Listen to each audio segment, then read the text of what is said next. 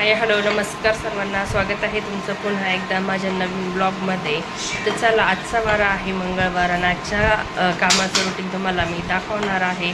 तर खूप सारा नाशिकला खूप सारा पाऊस आहे, सर्वांनी सतर्क राहा.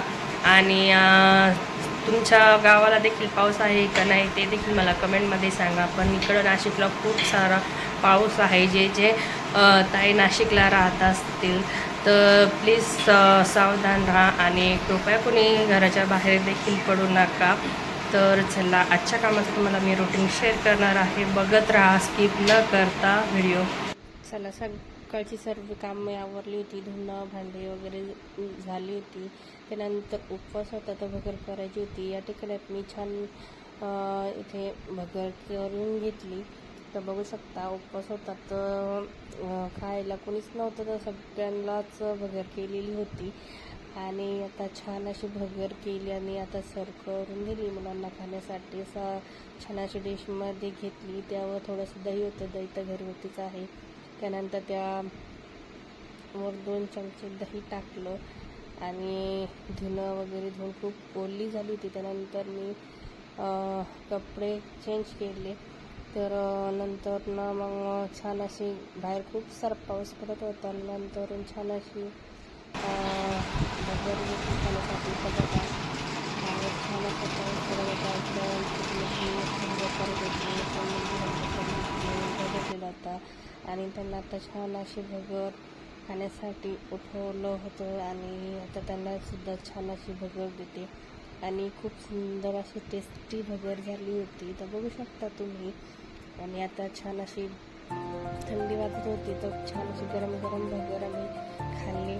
आणि मंगळवार असतोच मला तर खिचडी तर काही केली नाही, खिचडी खूप पोट तर त्यामुळे मी भगरच केली होती. आणि आता छान आता खाल्ली आणि खूप सुंदर टेस्ट लागत होती, मुलांनी देखील खाल्ली.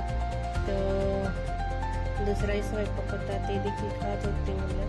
त्यानंतर आता पाऊस पडत होता त्यामुळे आराम केला. संध्याकाळचं काही रुटीन दाखवलं नाही, देवपूजा वगैरे झाली होती.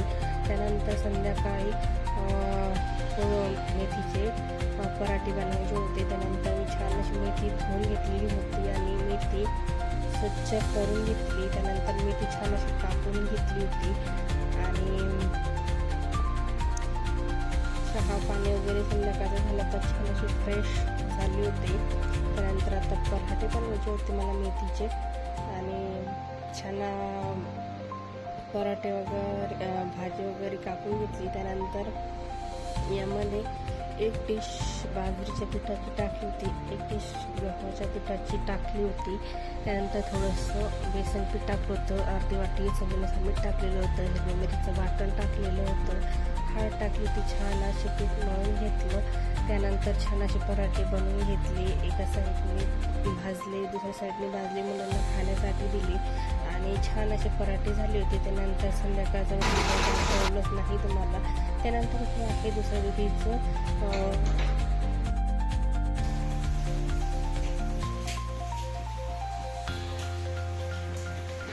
त्यानंतर होता हा दुसऱ्या दिवशीचा व्हिडिओ. तर छान आंघोळ वगैरे केली, सगळं घर स्वच्छ केले आणि बाहेर बघा पाऊस आज देखील पडत होता.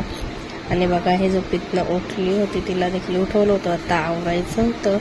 तर सगळं काम वगैरे आवरून घेतली. त्यानंतर आता स्वयंपाकासाठी छान अशी मेथीची भाजी केली होती, एकीकडे पापड तळले होते, पोळ्या केल्या होत्या. त्यानंतर कढी देखील मला करायची होती, मुलांना जेवायला दिलं होतं. तर बघा, मुलं देखील जेवायला जेवण करत आहेत आणि ही रोसून बसलेली होती. तर त्यानंतर आता इकडे कढी करायची होती, म्हणजे कढीसाठी मी फोडणी वगैरे दिली. त्यानंतर जेवण वगैरे केले. त्यानंतर छान असे भांडे वगैरे सर्व साफसूफ केली, किचन धुवून घेतला. त्यानंतर आता संध्याकाळच्या रुटीनसाठी करायची होती मला भेंडी, फ्राय भेंडी. त्या भेंड्या स्वच्छ धुवून घेतल्या, कापून घेतल्या, कढईमध्ये तेल टाकलं 2-3 चमचे.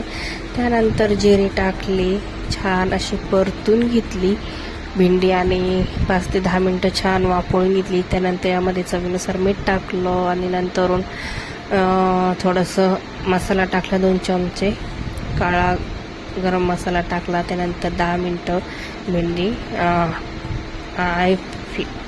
कमी आचेवर वाफवून दिली. छान भेंडी परतून घेतली. त्यानंतर